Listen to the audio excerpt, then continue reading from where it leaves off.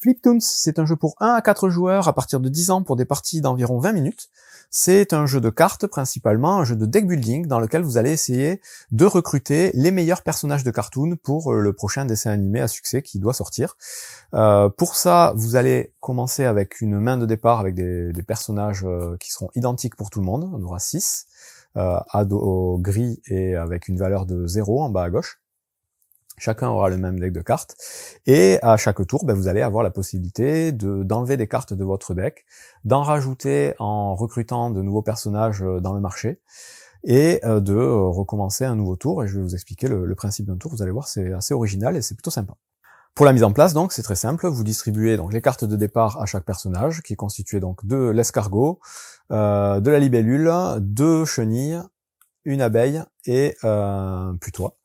Donc ces cartes-là, vous les donnez à chaque joueur. Chaque joueur va mélanger son tas de cartes, le mettre face cachée.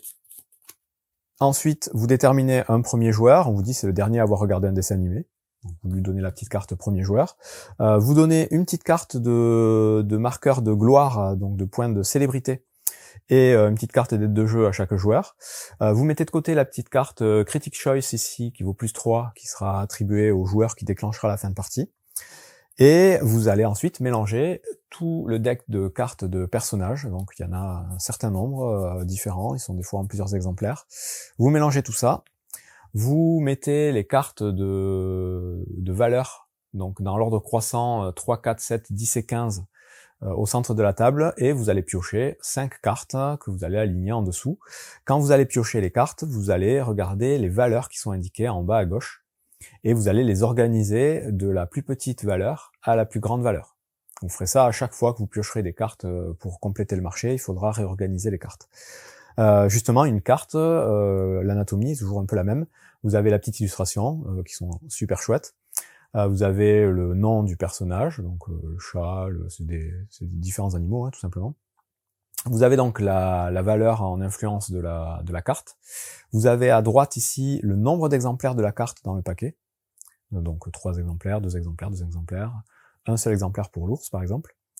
Vous avez parfois un petit bandeau ici qui vous donne une capacité spéciale dont il va falloir tenir compte en fonction de ce qu'il y a écrit. Hein. Vous avez des capacités qui vont s'activer quand vous recrutez un personnage, d'autres qui vont s'activer quand vous défaussez un personnage, d'autres qui vont vous empêcher de défausser des personnages, d'autres qui vont vous empêcher de retourner des cartes, parce que vous allez voir qu'il y a tout un tas d'effets possibles.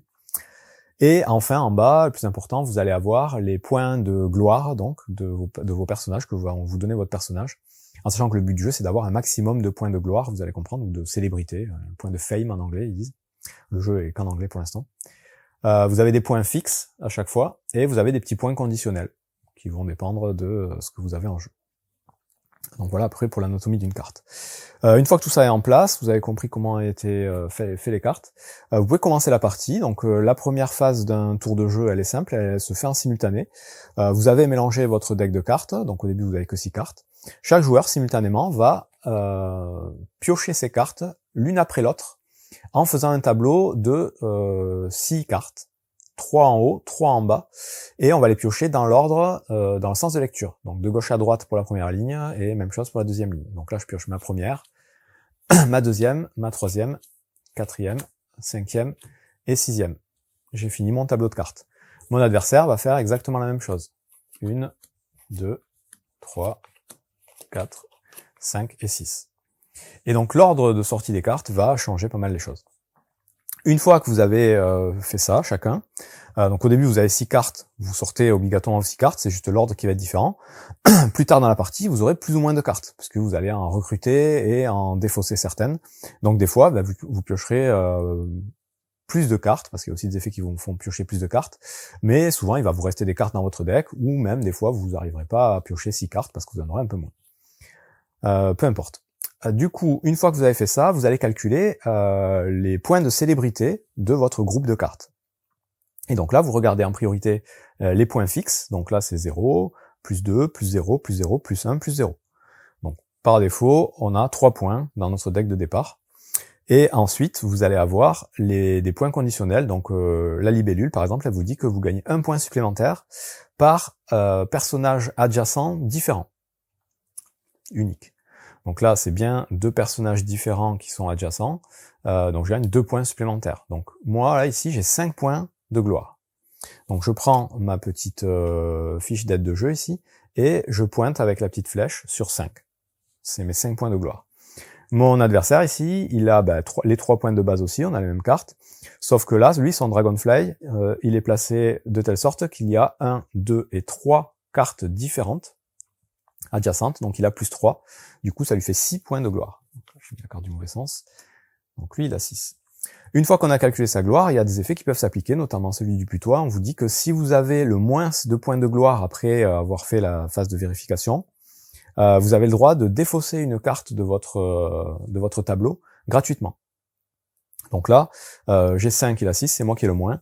Je peux défausser par exemple ma chenille ici. Et les cartes qu'on défausse, on les garde bien face visible à côté de soi dans un tas de cartes séparées. Donc j'ai appliqué voilà cet effet-là qui est un peu particulier. Une fois qu'on a fait tout ça, on passe à la phase de marché. Donc là, en commençant par le premier joueur, le joueur qui a la carte First Player, on va avoir 2 actions possibles au maximum. Ça peut être 2 recrutements, donc acheter 2 cartes dans le marché. Ça peut être 2 défausses de cartes, c'est-à-dire enlever des cartes de notre deck. Ou ça peut être un mélange des deux, acheter une carte, défausser une carte. On peut aussi très bien ne faire qu'une seule action ou ne pas faire d'action du tout. Donc voilà, c'est jusqu'à 2 actions, embaucher ou défausser. Si on veut défausser d'abord des cartes, c'est tout simple, par défaut ça coûte 5 points de gloire. Donc là, moi j'ai mes 5 points de gloire que j'ai gagnés, je peux les utiliser tous les 5 pour enlever encore une carte de mon deck et la mettre de côté.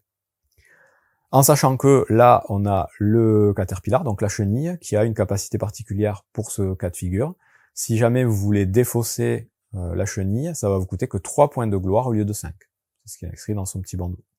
Donc je pourrais payer que 3 et défausser juste ma chenille. Donc ça, c'est le principe pour défausser les cartes. Par défaut, ça coûte 5, certaines fois, ça coûte un peu moins. Et ensuite, pour recruter, là c'est facile, il faut regarder le prix qui est indiqué au-dessus de chaque personnage. Comme vous avez compris, ils sont rangés du plus petit au plus grand, et donc de l'effet le moins impactant à l'effet le plus intéressant. Là, avec mes 5 points, je pourrais acheter soit l'autruche, soit l'aigle. Et donc je vais regarder ce qui a marqué dessus, quels effets ils font, et prendre celle qui me paraît le plus intéressant. Les effets, je vais vous en passer quelques-uns en revue, je vais pas tous vous les expliquer. Bon là, admettons, on va pas s'occuper des effets pour l'instant, je vais recruter l'autruche pour 3 points. Je la mets donc dans mon deck face cachée. Donc pas dans ma défausse, j'ai ma défausse d'un côté et mon deck de l'autre.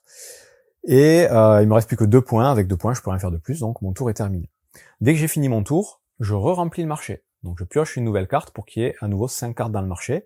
Et donc on va faire un autre exemple. Si jamais la carte que je pioche n'est pas au bon endroit, je réorganise pour que les cartes soient classées dans l'ordre croissant comme d'habitude. Donc là j'ai pioché un 19.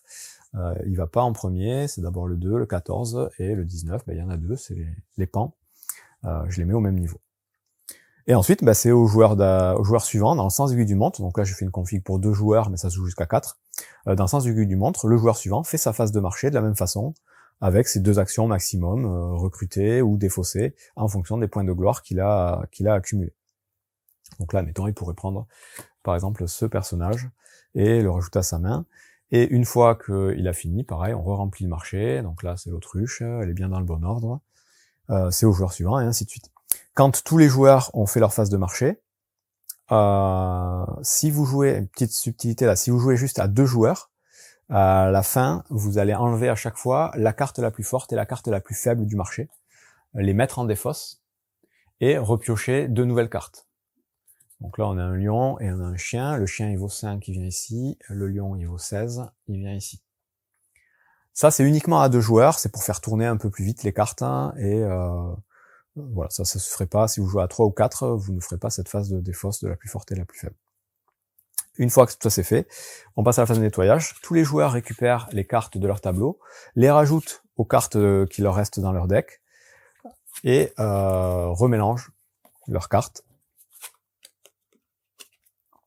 pour recommencer un nouveau tour. Et donc au nouveau tour, on refait la même chose, on repioche les cartes dans l'ordre de sortie et on voit ce qui se passe.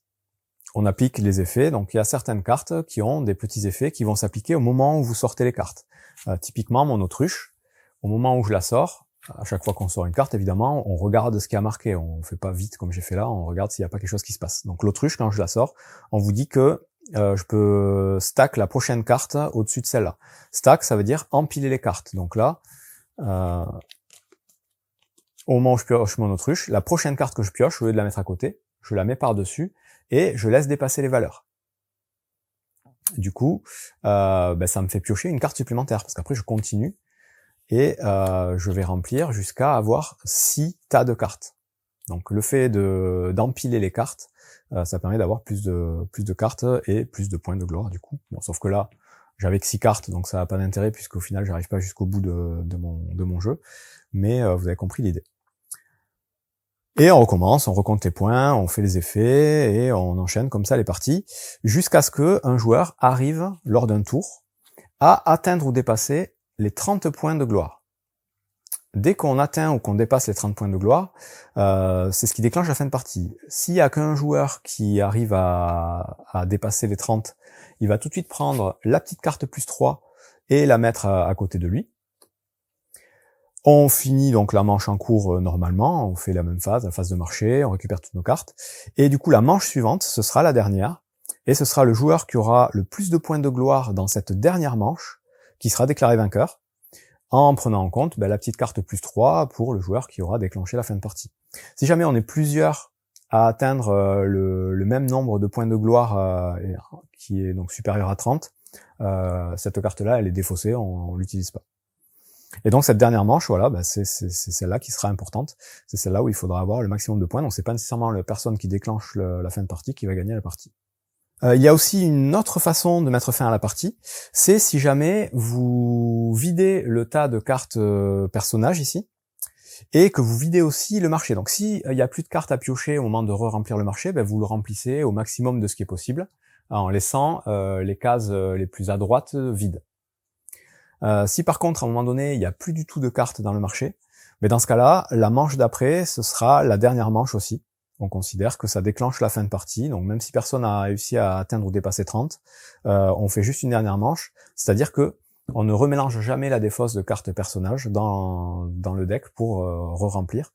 Si le deck est vide, et que le marché est vide, ça déclenche aussi le dernier tour et la fin de partie. Donc voilà pour la petite subtilité, c'est pas le cas le plus fréquent, mais ça peut arriver.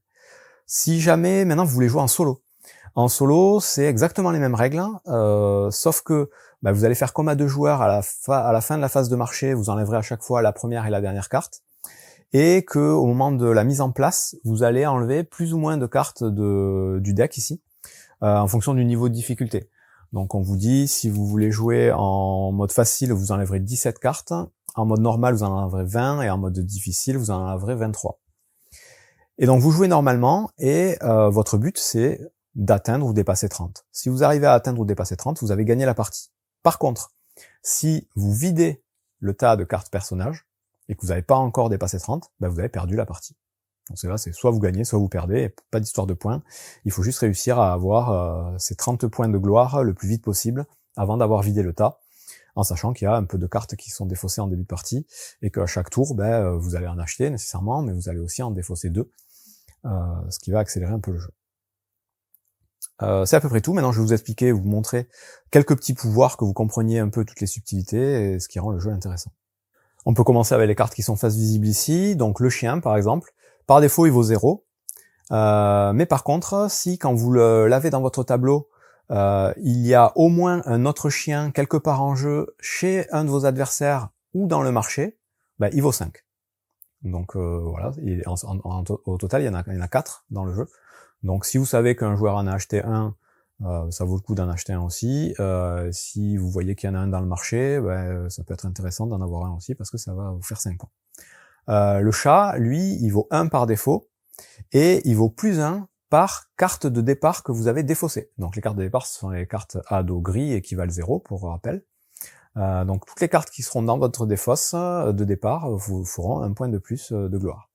Le lion, il vaut 3 par défaut, et si toutes les cartes qui lui sont adjacentes ont un rang inférieur à 16, donc le lion c'est le roi, il faut qu'il ait des cartes moins fortes autour de lui. S'il a des cartes moins fortes que 16 autour de lui, il fait plus 4.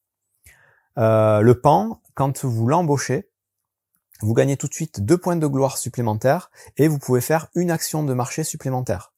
Normalement, vous êtes limité à 2 actions à la phase de marché, donc de défausse ou d'achat. Ben, grâce au pan, si vous l'achetez, vous avez une action supplémentaire et 2 points supplémentaires. Et il vaut 5 points de gloire à chaque fois qu'il apparaît dans votre tableau. Il y a d'autres cartes, par exemple la dinde ici. Elle, quand vous la jouez, donc déjà elle vaut 5, et elle vient se rajouter à la carte précédente. C'est-à-dire que là, admettons si c'était la dernière carte que je devais jouer, elle se rajoute sur la carte précédente, et donc elle laisse un emplacement supplémentaire. Un emplacement où je pourrais jouer par exemple mon tigre. Mon tigre, donc lui, il a une particularité, il peut pas être défaussé. Quels que soient les effets, donc défausse, vous pouvez le faire volontairement vous, pendant votre phase de marché, mais il y a des effets aussi qui vous obligent à défausser des cartes. Bon ben lui, il est verrouillé, il pourra pas partir dans votre défausse. Par défaut, il vaut 3 et il vaut plus 1 par cartes qui sont défaussées dans votre deck. Donc là, vers la fin de la partie, si vous avez défaussé beaucoup de cartes, bah, il peut faire beaucoup de points de gloire, celui-là. Le chameau, par exemple, par défaut, il vaut 2, et il fait plus 2 si personne d'autre, que ce soit dans le marché ou chez les autres joueurs, n'a plus de chameaux que vous. Et en cas d'égalité, ça s'active. C'est-à-dire que si vous avez un chameau et que votre adversaire a aussi un chameau, ben vous avez tous les deux 4 points pour votre chameau. L'alligator, il est un peu marrant. L'alligator, il vaut 6, donc il est plutôt fort. Par contre, après la phase de marché, vous devez défausser la carte, une des cartes qui lui est adjacente sur sa droite. Donc dans la direction où il va regarder, ben, il va bouffer l'animal en gros. Donc là, si je suis dans cette configuration, je compte tous mes points, je fais ma phase de marché, et à la fin de la phase de marché, ben, le chameau, je suis obligé de le défausser parce qu'il se fait manger par l'alligator. Donc il y a un peu d'interaction comme ça. Si par contre, il y avait eu mon tigre ici, ben, l'effet ne se serait pas appliqué parce que la carte tigre ne peut pas être défaussée. Donc l'effet ne serait pas appliqué et ça aurait été plutôt pas mal. Donc voilà quelques exemples. Il y en a plein d'autres, hein. Il y a le cochon qui fait perdre un point de gloire et c'est un peu la patate chaude. Quand vous l'achetez, vous le prenez pas chez vous, vous le donnez directement à un autre joueur. Et quand ce joueur va le défausser, il le défausse pas dans sa défausse, il le donne à nouveau à un autre joueur. Donc il va embêter un peu les joueurs.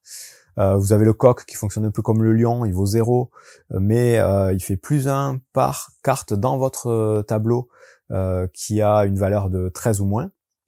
En sachant que quand il y a ce genre d'effet, on compte toutes les cartes, même les cartes qui sont empilées. Donc c'est pas mal.